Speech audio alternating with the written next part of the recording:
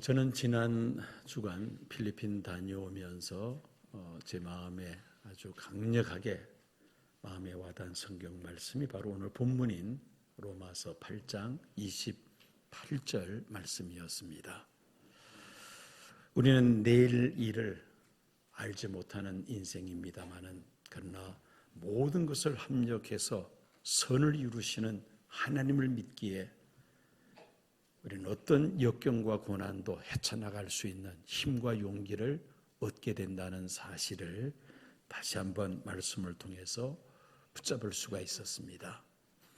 전도서 7장 13절 14절 말씀입니다. 하나님께서 행하시는 일을 보라. 하나님께서 굽게 하신 것을 누가 능히 곧게 하겠느냐. 형통한 날에는 기뻐하고 곤고한 날에는 되돌아보아라. 이 두 가지를 하나님이 병행하게 하사 사람이 그의 장래 일을 능히 헤아려 알지 못하게 하셨느니라.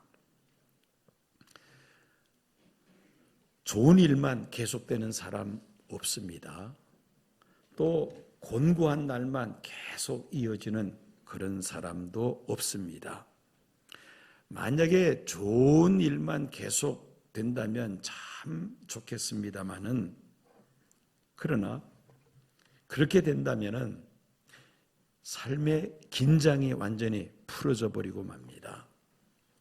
미국의 가장 살기 좋고 부자들이 많이 모여 사는 그 캘리포니아 주의 어느 한 마을이 있습니다. 그런데 그 마을의 자살률이 매우 높다는 것입니다. 먹을 것이 없어서 살기 힘들어서 스스로 생명을 끊는 것이 아닙니다. 생활 환경이 너무나도 잘 갖춰져 있길래 그만 삶의 긴장이 풀어져서 쾌락을 추구하다가 그만 허무한 인생임을 깨닫고는 자살로 인생을 마감하는 사람들이 많다는 것입니다. 반대로 곤고한 날만 계속 이어지는 그런 사람도 없습니다. 마치 우리가 내리막이 있으면 또 오르막이 있듯이 형통한 날도 우리 앞에 주어지기에 또는 인생의 주름을 펴보기도 합니다. 시줄과 날줄이 서로 교차되면서 이 천이 짜여지듯이 우리 인생도 형통한 날과 곤고한 날이 마치 시줄과 날줄처럼 이렇게 엮어지면서 우리가 세상을 살아가는 것이죠. 언제 우리 앞에 형통한 날이 다가올지, 언제 곤고한 날이 다가올지 우리는 앞날을 장담할 수가 없습니다. 그래서 우리에게 필요한 것이 무엇이냐? 믿음이 필요합니다. 어떤 믿음입니까? 긍정적이고 적극적인 생각을 갖게 하는 그런 믿음을 말하는 것이죠. 우리는 하나님을 믿는다라고 말을 하는데 이 믿는다는 말 속에는 우리가 하나님을 다 이해할 수 없다라는 그런 뜻도 그 속에 내포되어 있습니다. 엄밀히 이야기한다면은 아마 우리가 다 이해할 수 있는 하나님이라면은 그분은 하나님이 아닐 것입니다. 왜 그럴까요? 하나님을 우리의 이 작은 머리로 다 이해할 수가 없다는 것입니다. 하나님은 천지 만물을 창조하신 창조주이시고 우리는 피조물에 불과합니다. 우리의 이 작은 머리로 천지를 창조하신 하나님을 우리가 다 이해하고 다 알 수가 있다? 그렇다면 그 대상은 참 하나님이 아니라는 것입니다. 우리가 하나님을 믿는다고 할 때 그 말 속에는 하나님은 우리와 다르시다는 것을 믿는다. 이런 의미가 그 속에 함께 있는 것이죠. 하나님에 대하여 우리가 이해할 수 없는 그 많은 부분은 믿음으로 받아들여야 됩니다. 그래서 우리가 하나님을 믿는다라고 말을 하는 것이죠. 하나님이 우리에게 행하시는 일 속에는 우리가 알지 못하는 쉽게 이해할 수 없는 것들이 참 많습니다. 하나님을 믿는다는 것은 우리가 하나님의 뜻을 다 이해할 수는 없지만은 하나님께서 하시는 일에는 분명한 이유와 목적이 있으며 그 이유와 목적은 택하신 하나님의 백성들에게 반드시 유익한 것임을 우리가 받아들이는 것, 이게 바로 믿음인 것입니다. 그 이해할 수 없는 일이 때로는 우리에게 잠시 동안 고통스럽게 느껴질지라도 그것이 오히려 우리에게 꼭 필요한 것이 되고 유익한 것이 되기 때문에 우리는 고난 속에서도 낙심하지 아니하고 하나님께서 반드시 나에게 유익하게 하실 것이라는 그 믿음을 가지고 잘 극복할 수가 있는 것입니다. 다시 말씀드린다면 우리는 하나님을 다 이해할 수 없기 때문에 하나님을 믿는 것이죠. 아는 것이 아니라 믿는 것이라는 말입니다. 그 믿음이 우리를 구원하며 그 믿음이 우리로 하여금 이 고해와 같은 세상을 헤쳐나가게 하는 줄로 믿습니다. 이런 믿음을 가지고 고난을 헤쳐나간 사람들은 이렇게 고백을 하죠. 시편 119편 71절 말씀입니다. 고난당한 것이 내게 유익이라. 이로 인하여 내가 주의 율례를 깨닫게 되었나이다. 사도 바울은 오늘 본문에서 이렇게 말합니다. 하나님을 사랑하는 자, 곧 그 뜻대로 부르심을 입은 자들에게는 모든 것이 합력하여 선을 이루시느니라. 모든 것이 합력하여 선을 이루고 고난까지도 우리에게 유익이 되는 까닭은 하나님께서 우리의 삶을 주관하시고 또 하나님께서 우리를 사랑하시기 때문입니다. 전능하신 하나님이 우리를 사랑하시면 우리에게 하나님께서 모르시는 또 하나님께서 원치 않는 그런 일들이 일어날 수 없습니다. 즉 성도들에게는 우연한 일이란 없다는 말입니다. 모든 것이 다 필연이며 그 일 속에는 우리가 이해할 수 없는 하나님의 뜻이 담겨져 있는데 그 하나님의 뜻이란 우리에게 유익을 주신다는 것입니다. 이것이 바로 믿음이죠. 이것을 믿는다면 우리의 삶의 자세가 완전히 달라지게 됩니다. 사람은 힘든 일이 없어서 잘 사는 것 아닙니다. 또 힘든 일이 있어서 못 사는 것도 아닙니다. 그러므로 힘들어서 못 살겠다, 이 말은 엄격히 말한다면 틀린 말이죠. 힘들어서 못 사는 것이 아니라 믿음이 없어서 못 사는 겁니다. 오직 의인은 힘들지 않음으로 사는 것이 아니라 믿음으로 사는 것이죠. 하나님 나라에는 쓰레기통이 없다는 그런 말이 있습니다. 하나님 나라에는 쓰레기통이 없다. 여러분, 쓰레기통에는 어떤 것들이 있을까요? 일부 예배 때는 누가 대답하던데 쓰레기가 있습니다. 그렇게 대답하시더라고요. 쓰레기통에는 쓰레기가 있습니다. 틀린 말이 아니죠. 맞는 말입니다. 그런데 그 쓰레기가 뭐냐는 것이죠. 우리에게 불필요한 것 아니겠습니까? 필요 없는 것들 쓰레기통에 갖다 버리지 않습니까? 하나님 나라에는 무엇이 없다? 쓰레기통이 없다. 이게 무슨 말이냐면은 버릴 것이 하나도 없다는 것이죠. 내 눈에 쓰레기 같아서 참 버리고 싶은 그런 것들도 있지만은 그러나 나중에 다 합력해서 선을 이룬다는 것입니다. 그것이 없었다면은 오히려 오늘의 구원이 없었을 것이라는 것을 또 깨닫기도 합니다. 어느 교회 청년 때부터 참 돈을 잘 버는 그런 장로님이 있었습니다. 20대 초반부터 매일 저녁에 집에 돌아올 때에 골프 가방으로 돈을 잔뜩 담아서 집에 매일 가지고 왔다는 겁니다. 이런 골프 가방이 얼마나 큽니까? 그 가방에 돈을 잔뜩 담아서 매일 그렇게 집으로 들어왔다는 것입니다. 그런데 이 젊은 청년이 돈을 많이 벌다 보니까 자연스럽게 하나님을 가까이 하는 것이 아니라 세상을 가까이 하게 되더라는 것입니다. 그러다가 그만 하나님께 매를 맞습니다. 하루아침에 부도를 만났는데 큰 부도를 맞아서 자신도 연쇄적으로 부도를 내게 되었고 하루아침에 모든 재산들이 다 날아갑니다. 그리고는 감옥에 갇히는 신세가 되고 말았습니다. 돈을 많이 벌 때는 하나님과 거리가 멀었는데 감옥에 갇혀서 고난 속에 있다 보니까 하나님과 매우 가까워지게 되었다는 것입니다. 그동안의 세상과 짝하고 하나님을 멀리했던 생활을 철저하게 뉘우치고 회개합니다. 그와 같은 뉘우침과 회개가 있자 하나님은 그 장로님을 다시 풀어주십니다. 그리고 다시 사업을 시작했는데 그 사업이 다시 일어서기를 시작합니다. 이제는 사업이 잘 돼도 하나님을 멀리하지 아니하고 정말 믿음 좋은 그런 부자가 되게 하신 것입니다.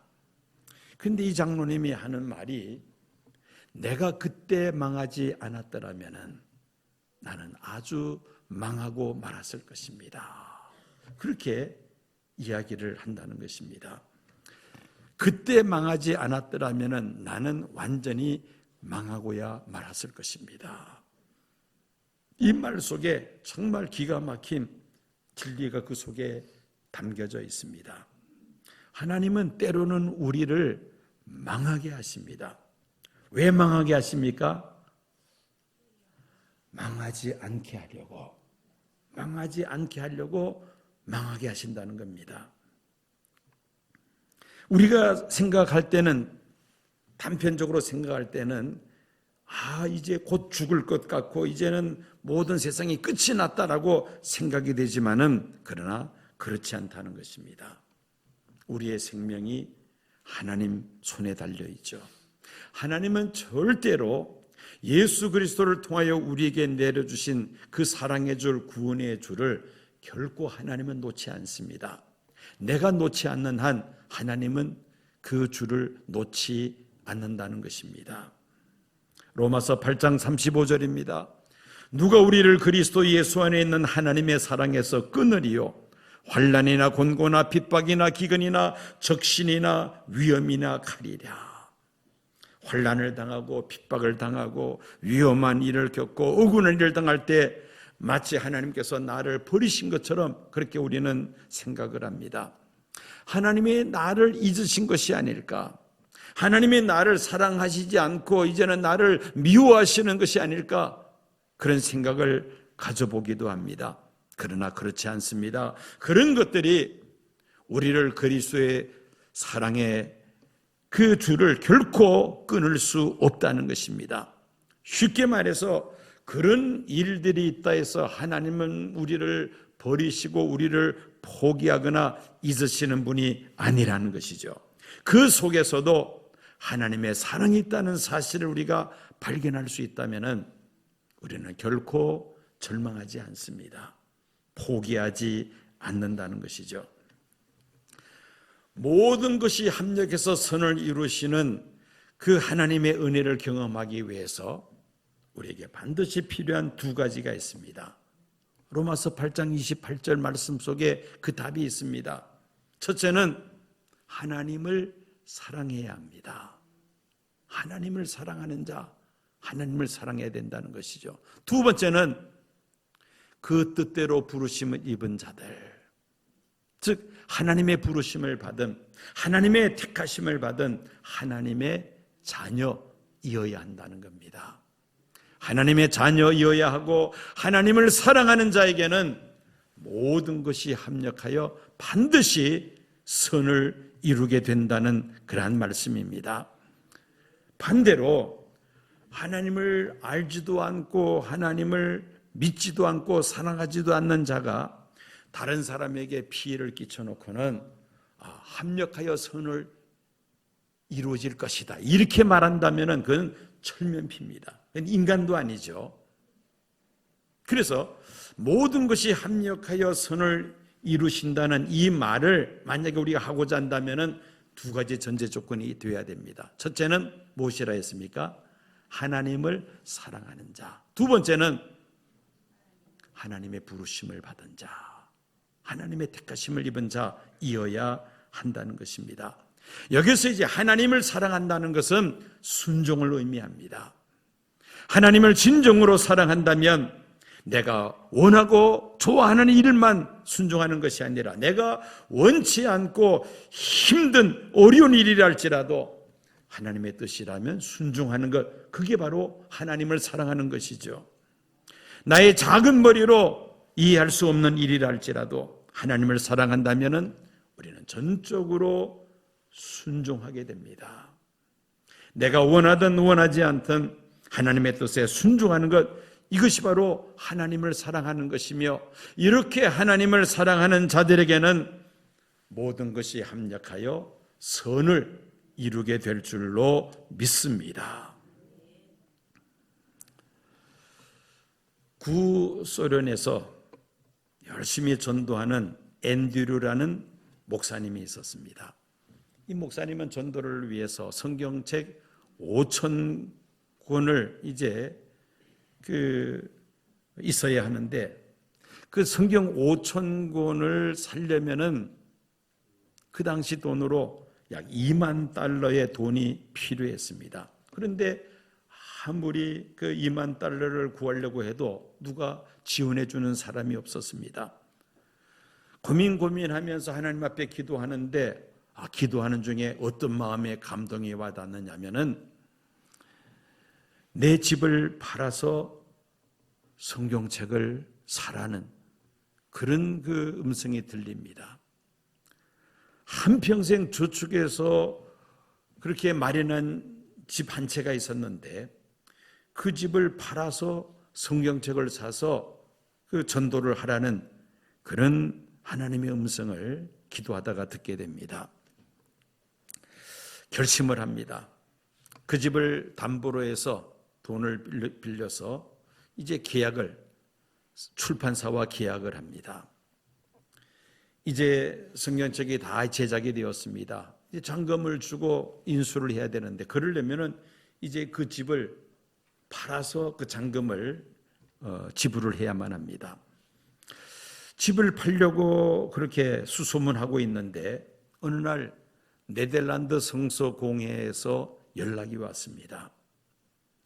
당신이 집을 팔아서 5,000권의 성경을 찍는다는 말을 듣고는 우리가 기도하는 중에 우리 네덜란드 성서공회에서 그 5,000권 출판에 필요한 경비를 부담하기로 그렇게 우리가 결의를 했다는 것입니다.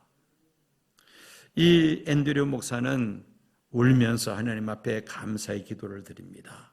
그리고 아내에게 이렇게 말합니다. 이 집이 다시 우리 집이 되어서 우리가 하나님의 뜻을 따라 우리 집을 내어 놓았더니만은 하나님께서 성경과 집 두 가지를 다 얻게 하셔서 그렇게 아내에게 말했다는 것입니다. 하나님을 사랑하는 자들에게는 모든 것이 합력하여 반드시 선을 이루실 줄로 믿습니다. 병들었을 때나 건강할 때나 부유할 때나 가난할 때나 기쁠 때나 슬플 때나 하나님께서 이 모든 것을 합력해서 선을 이루시기 때문에 우리는 늘 마음속에 긍정적인 생각을 가지고 세상을 살아갑니다. 다른 사람들이 슬퍼할 때도 우리는 웃을 수가 있습니다. 다른 사람들이 눈물을 흘릴 때 우리는 찬양할 수가 있습니다. 망해도 겁나지 않습니다. 병들어도 두려워하지 않습니다. 왜냐하면 천지만물을 말씀으로 창조하신 그 전능하신 하나님께서 지으신 모든 세계를 다스리시며 사랑하는 주의 백성들에게는 모든 일이 합력하여 반드시 선을 이루신다는 믿음이 있기 때문인 것입니다. 요셉은 형들의 미움을 받아 애굽의 노예로 팔려갔습니다. 그러나 그는 자기 형들을 원망하거나 자신의 삶을 포기하지 않습니다. 주인의 아내로부터 성적인 유혹을 받을 때에 내가 어찌 이 큰 악을 행하여 우리 하나님께 득죄하리이까? 그 유혹을 뿌리치고 범죄치 않습니다. 하나님께서 요셉을 애굽의 총리로 세우셔서 중동 전체가 큰 흉년이 들었을 때에 애굽은 물론이거니와 주변 나라들을 구원하는 그러한 역할을 요셉이 담당하게 됩니다. 하나님께서 요셉에게 모든 일이 합력하여 선을 이루게 하심으로 노예 신분이었던 요셉이 애굽의 총리의 자리에 앉게 하신 것이죠. 요셉은 후에 그 형들과 극적인 상봉을 합니다. 형들은 애굽의 총리가 자기가 상인에게 돈을 받고 팔아넘긴 요셉이라는 사실을 깨달았을 때에 요셉을 두려워하죠. 그때 요셉은 형들에게 이렇게 말합니다. 당신들은 나를 헤아리 하였으나 하나님은 그것을 손으로 바꾸사 오늘과 같이 만민의 생명을 구하게 하셨느니라. 이 요셉에게는 하나님을 사랑하는 자, 곧 그 뜻대로 부르심을 입은 자들에게는 모든 것이 합력하여 선을 이루신다는 것을 확신했다는 말입니다. 그래서 그 자기를 노예로 팔아넘긴 형들을 두려워하지 말라고 말을 하죠. 하나님은 그것을 선으로 바꾸사 오늘과 같이 만민의 생명을 구하게 하셨다. 모든 것이 합력하여 선을 이루시는 하나님임을 요셉은 증거했던 것입니다. 대다수의 세상 영웅들은 이 하나님의 섭리를 알지 못하고 자기의 지혜와 자기의 욕망과 야망을 따라 살아갑니다. 그런데 그 말로는 비참하게 끝이 나고 맙니다. 그러나 하나님은 자기 백성들에게 시련과 역경과 고난의 풀물을 통하여 단련시킬 뿐만 아니라 합력하여 선을 이루시는 줄로 믿습니다. 밀턴은 시각장애인이 됩니다. 그 와중에 그는 신라권이라는 명작을 남깁니다. 베토벤은 청각장애인이 된 후에 심오한 음악의 세계 경지에 들어가서 불후의 명곡, 교향곡을 그는 작곡합니다. 존 본연은 감옥 생활 12년의 철로역정이라는 명작을 완성합니다. 이들은 모두 고난과 실패와 절망의 늪에 빠졌으나 모든 것이 합력하여 선을 이루시는 그 하나님을 전적으로 믿고 순종함으로 인류 문명에 큰 유익을 끼쳤던 믿음의 사람들이었습니다. 저는 서두에 말씀드린 것처럼 지난 월요일 출국에서 필리핀을 이번에 그 외 선교 동원 본부에서 진행하는 선교 영어 훈련 그 일기생 가서 강의도 하고 또 그들을 격려하고 돌아왔습니다. 제가 필리핀에 다니기 시작한 것은 2004년 5월이었습니다. 4월 5일이었습니다. 돌아가신 우리 원로 목사님 김영태 목사님께서 그 1차 필리핀 사명자성회 강사로 초청받아 가실 때에 저를 데리고 가셨습니다. 그 서태원 선교사님, 이분은 그 당시 필리핀에서 아주 어렵게 이제 선교사로 자리를 잡으면서 선교 활동을 하고 있었습니다. 그 당시 그분이 개척한 교회에서 1차 사명자 성회를 개최를 했습니다. 인도네시아 그 신학생들 그리고 목회자를 대상으로 해서 1차 집회를 했습니다. 그리고 돌아오면서 비행기 안에서 이제는 앞으로는 2차부터는 최 목사가 책임지고 집회를 인도하라고 그렇게 말씀하시므로 작년까지 코로나 때 딱 1년을 쉬었네요. 1년 쉬고 매년 가서 집회를 인도를 했었습니다. 지금은 이 신학교와 목회자 훈련의 규모가 상당히 확장이 되었습니다. 현재 목회자 훈련회는 80여 명의 목회자들이 재학 중입니다. 그리고 신학교는 코로나 팬데믹 이후로 10개의 지역으로 분교가 만들어져서 오히려 숫자가 훨씬 더 늘어났습니다. 본교회는 40명, 분교회는 250명이 재학 중이고 곧 필리핀 마닐라에도 분교가 세워질 예정입니다. 이분이 운영하는 신학교와 목회자 훈련을 통해서 배출된 사람들이 약 한 1000여 명 가까이 됩니다. 그 중에서 약 500여 명의 그 목회하는 교회 건축을 한국교회 지원을 받아서 건축을 도와준 것이 바로 저 사진들입니다. 예배당을 다 지어줬다는 것이죠. 더 놀라운 것은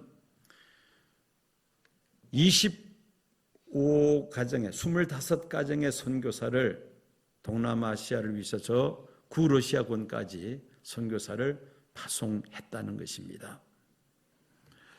그리고 해외 선교지의 15개 예배당도 한국교회 지원을 받아서 건축을 했습니다. 자, 이렇게 해외까지 사역의 영역을 크게 넓혀나가면서 이번에 외세계 선교회에서 마닐라에 그 선교사 후보생들을 모아서 선교 영어 훈련을 시키는데 이 서태원 선교사님 운영하시는 그 신학교 또 목회자 훈련에서 3명이 참석을 했어요. 즉 선교사 이제 지망생들입니다. 이번에 그 일로일로를 방문하고 왔습니다. 그래서 앞으로 외세계 선교회와 손을 잡고 이제 그 일로일로에서 나오는 그 선교사 지망생들을 이 외계에서 하는 그 선교사 영어 훈련원에 보내기로 그렇게 서로 의논을 했습니다. 그리고 외세계 선교회에서 그분들을 선교사로 파송하는 일까지 앞으로 진행하도록 했습니다. 참 놀라운 일은 PPT 올려주십시오. 바로 이 포스터입니다. Run for Jesus 2025년에 3월 1일 날 CPU라는 미국 선교사들이 세운 유명한 대학이 있습니다. 그 대학 축구 경기장에서 대규모의 전도 집회를 준비하고 있는 것입니다. 저 사진 누구 얼굴인지 아시죠? 누구인지 모르십니까? 파키아오. 필리핀의 영웅이죠, 저 사람이. 세계 그 권투 챔피언 타이틀을 가지고 있으면서 독실한 크리스찬입니다. 저분을 강사로 초청해서 전도 집회를 하겠다는 겁니다. 수만 명이 모이는 그 전도 집회를 내년 3월 1일에 진행하는데 1부에는 전도 집회를 하고요. 2부에는 선교 동원 집회를 하겠다는 것입니다. 필리핀의 그 많은 젊은이들이 선교사로 헌신할 수 있도록 그렇게 2부 집회를 이어서 하겠다는 그런 의논을 이번에 하고 왔습니다. 여기서 이제 선교사로 헌신하는 사람들은 선교 영어 훈련과 선교사 훈련을 시켜서 전 세계로 선교사로 파송할 수가 있습니다. 20여 년 동안 필리핀 선교를 위해서 미력한 힘이 남아 참 꾸준하게 사역을 해왔는데 지금 이 상태까지 발전된 것 하나님께서 합력해서 선을 이루신 일인 줄로 믿습니다. 또 이게 서로 맞물려서요. 또 어떤 일이 지금 진행되고 있느냐면은 여기는 이번에 필리핀에서 진행되는 선교 영어 훈련 참석자들인데 한 25명 됩니다. 절반은 선교사 지망생이고 절반은 스태프들입니다. 봉사자들. 6개 나라에서 모인 다국적 팀이라고 봐야 됩니다. 그래서 섬기는 사람들은 우리 한국 선교사들과 또 여러 나라에서 온 영어 강사들, 뉴질랜드, 독일, 그 다음에 그 여러 나라에서 온 그런 도우미 봉사자들, 그 다음에 또 이 선교 지망생들은 역시 마찬가지로 인도네시아, 또 인도, 필리핀, 중국, 한국 이렇게 해서 5개 나라에서 모여든 선교 지망생들 훈련시키는 그 모습의 사진을 기념 촬영한 겁니다.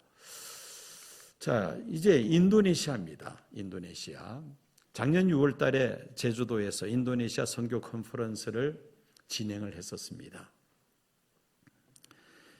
이 컨퍼런스에 다녀가신 분들 중심으로 해서 지금 6월 달에 인도네시아 중부 자와섬을 네, 방송실에서 좀 수동으로 넘겨주시겠어요? 넘어가지가 않네. 방송실에서 수동으로 한번 넘겨주십시오.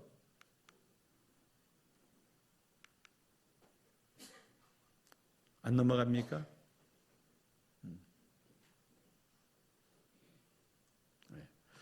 저게 인도네시아 지도입니다. 그 가운데 중부 자와, 자카르타가 저 자와섬에 있는데요. 저게 자와섬입니다. 흰색으로 된 게 전부 다 인도네시아 영토이죠. 그 중에 중부 자와, 자카르타 수도가 있는 저 중부 자와, 저 자와섬을 확대하면은 이렇습니다. 저 자와섬 중앙에서부터 이번에 6월 달에 선교동원 집회가 시작이 됩니다. 지난번 6월 달에 11월 달에 한국에 다녀가신 분들을 중심으로 해서 집회가 지금 준비되고 있습니다. 솔로라는 지역에서 1차 집회가 있고요. 두 번째가 웅화라는 지역에서 두 번째 집회, 세 번째 집회는 스마랑에서 진행됩니다. 그리고 네 번째 집회는 반둥이라는 인도네시아의 교육도시입니다. 큰 도시죠. 저 도시에서 초교파로 대규모 선교동원 집회가 지금 준비되고 있습니다. 자, 인도네시아가 어떻게 선교사를 파송하는 그런 나라가 될 수가 있느냐, 다들 의아해하시는 분이 계시는데, 제가 2000년부터 인도네시아를 이제 다니기 시작했습니다. 역시 그때도 그 중심되는 부아스 목사라는 분이 몇몇 인도네시아 목회자들과 성산수도원을 집회를 참석하고, 그리고는 김영태 목사님께 인도네시아에 이 삼위일체 성회를 개최할 수 있도록 해달라, 그렇게 부탁을 했는데 도저히 시간이 되지 않는다 하시면서 최 목사가 인도네시아 가서 집회를 인도하라 한 것이 2000년이었습니다. 그때부터 해마다 인도네시아 가서 집회를 인도하고 또 목회자들을 한국으로 초청해서 9박 10일 동안 목회 연수 프로그램을 진행하면서 그 네트워크를 계속 확장해 나온 것이 이제 열매가 맺게 된 겁니다. 뭐냐면은 그 네트워크를 통해서 인도네시아 교회들이 이제는 선교사를 파송할 수 하는 일에 협력하겠다는 것입니다. 금년 6월 달부터 본격적으로 이제 집회가 시작이 됩니다. 웩세계 선교회에서 여러 사람들이 투입이 되어서 이제 그분들을 관리하게 될 겁니다. 이처럼 전혀 생각지도 못했던 그런 일들이 지금 활발하게 이렇게 전개되고 있는 것을 봅니다. 이것이 이번 6월 달에 있을 2주 동안 진행될 집회의 일정표입니다. 근데 감사한 것은 코리안 월드 미션 콰이어, 한국 세계 선교 합창단 30명이 이번에 이 선교 그 동원 집회에 같이 참석해서 지원하겠다는 겁니다. 합창 공연을 하면서 이 집회를 지원하겠다는 것이죠. 얼마나 감사한 일입니까? 그러면서 이제 2주 동안 이 선교동원 집회가 진행될 텐데 하나님께서 얼마나 열매를 맺게 하실지는 두고 봐야 되겠습니다만은 이분들이 동원되면은 필리핀에서 이제 선교 영어 훈련하고 그 다음에 선교사 훈련을 하고 후에 그 다음에 전 세계로 파송이 될 것입니다. 자, 그런데 지금 현재 이 선교 사역이 어떤 추세에 있느냐? 우리 한국 케이스입니다. 코로나 전까지만 하더라도 2만 7, 8천 명 선교사를, 장기 선교사를 우리 한국 교회가 파송을 했습니다마는 코로나가 시작되면서 인원수가 확 줄었습니다. 그래서 작년 연말에 보면은 2만 1,317명입니까? 2만 2천 명 정도 우리 한국에서 이제 선교사로 나가 있습니다. 근데 앞으로 갈수록 이 숫자는 줄어들 것으로 예상을 합니다. 왜 그러냐면은 선교사들의 노령화입니다. 지금 보면은 장기 선교사들, 한국 선교사입니다. 2018년, 19년, 23년 이렇게 3년 데이터가 나와 있습니다. 지금 주황색으로 되어 있는 것이 60대 선교사, 파란색으로 되어 있는 것이 50대 선교사, 그다음에 하늘색이 40대, 회색이 30세 이하 선교사들입니다. 지금 벌써 해가 거듭될수록 선교사들의 이 노령화가 지금 저렇게 진행이 되었습니다. 30% 가까이가 60대 선교사라는 겁니다. 그렇다면 앞으로 10년 안에 저 29% 은퇴를 하게 됩니다. 저분들이.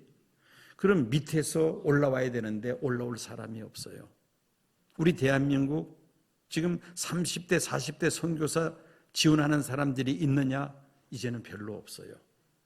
과거에는 정말 많이 쏟아져 나왔습니다만 이제는 지망생들이 별로 없습니다. 우리나라뿐 아니라 전 세계가 마찬가지입니다. 이런 상황에서 지금 선교사들의 사역하는 그 빈자리를 누가 채울 것인가? 그 출구가 지금 선교사들이 보는 관점입니다. 우선순위 1번이 인도네시아 교회입니다. 그 다음에 필리핀 교회, 그 다음에 인도의 동북부 지역 교회, 이렇게 지금 손꼽고 있습니다. 그 외 지역에서는 선교사들을 동원해서 이 자리를 채워나갈 선교사들이 이제는 앞으로 나오기가 어렵다는 겁니다. 저는 24년 동안 그저 참 미력한 힘을 가지고 주어진 여건에서 열심히 꾸준하게 일을 해왔는데 지금 와서 이렇게 외세계 선교회와 서로 손을 잡으면서 이렇게 일이 커졌다는 겁니다. 모든 것이 합력하여 선을 이루시는 하나님. 비록 미력하고 부족하고 연약하지만은 하나님께서 이모저모로 또 여러 선교단체와 서로 연결이 되면서 이 일이 이제 본격적으로 시작이 되었습니다. 어디까지 일이 진행될지는 하나님만 아시겠죠. 어쨌든 주어진 여건에서 최선을 다할 때 하나님께서 합력하여 하나님은 선을 이루시는 줄로 믿습니다. 이 사진 하나만 보여드리고 설교를 맺겠습니다. 넘어가 버렸네요. 저게 뭐 같이 보입니까? 저게 뭐예요? 핸드폰이죠. 최신형 핸드폰입니다. 삼성 갤럭시 24 울트라 최신형 모델입니다. 그런데 저 최신형 정말 전 세계 인기가 높은 지금 저 통역 기능까지 지금 속에 들어가 있다 그러죠. 동시 통역. 어디서 만든 거예요? 메이드 인 베트남. 베트남에서 만든 겁니다. 라벨은 삼성 붙어 있는데 실은 저걸 어디서 만들어요? 베트남에서 만듭니다. 삼성 핸드폰의 절반 가까이가 베트남에서 만든다고 합니다. 아마 여러분들이 쓰고 있는 삼성 핸드폰이 있다면 거의 대부분이 베트남에서 만들 겁니다. 왜 제가 이 사진을 보여드리느냐 하면은 지금 벌써 시대가 바뀌었어요. 한국 사람을 한국 교회가 선교사로 파송한다. 거기서 이제 벗어나야만 합니다. 그 사고에 갇혀 있으면은 보낼 사람이 없어요. 선교 현장이 지금 비게 되었다는 겁니다. 더 이상 선교 영역을 더 확장시켜 나갈 수가 없습니다. 이제는 인도네시아에서 그 헌신된 젊은이들을 훈련시켜서 선교 현장으로 보내자는 것이죠. 필리핀의 그 많은 젊은이들, 정말 하나님 앞에 헌신하고 선교사로 나가겠다고 헌신한 사람들, 이제는 그들을 훈련시켜서 우리가 보내자는 겁니다. 메이드 인 필리핀 선교사, 메이드 인 인도네시아 선교사들을 이제 우리가 파송해야 되는 선택의 여지가 없습니다. 지금은 이런 시대의 변화 속에서 지금 해야 될 일이 무엇이구나 다시 한번 붙잡으며 모든 것을 합력하여 선을 이루시는 하나님, 그 이 말씀이 마음속에 굉장히 와닿았습니다. 비단 저뿐 아니라 여러분들 각자의 삶의 현장에서도 크고 작은 일들, 때로는 힘들고 어려운 일이 여러분들 앞에 닥친다 하더라도 결코 우리는 낙심해서는 안 됩니다. 하나님을 사랑하는 자, 그 뜻대로 부르심을 입은 자들에게는 모든 것이 합력하여 선을 이루느니라.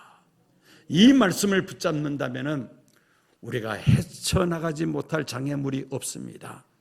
또 어떤 상황 속에 처한다 할지라도 우리는 최선을 다하며 그 고비고비를 넘어가면서 하나님께서 뜻하시는 바를 우리가 다 이루게 될 줄로 믿습니다.